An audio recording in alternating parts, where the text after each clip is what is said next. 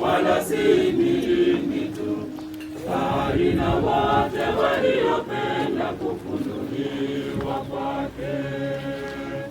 Baada ya hayo nimewekewa taji ya haki, ambayo Bwana mhukumu mwenye haki atanipa siku ile, wala si mimi tu, bali na wote waliopenda kufunuliwa kwake.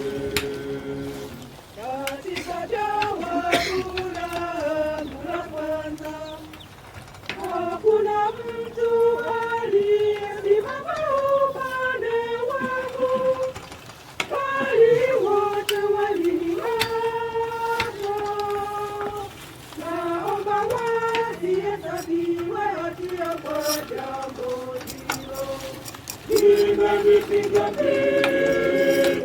vita vizuri, mwendo nimeumaliza, imani nimeilinda. Mwendo nimeumaliza, imani nimeilinda.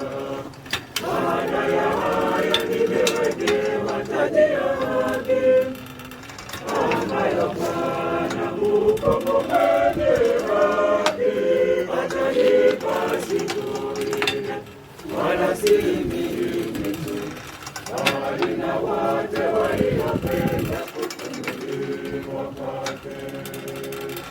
Baada ya hayo nimewekewa taji ya haki, ambayo Bwana mhukumu mwenye haki atanipa siku ile, wala si mimi tu, bali na wote waliopenda kufunuliwa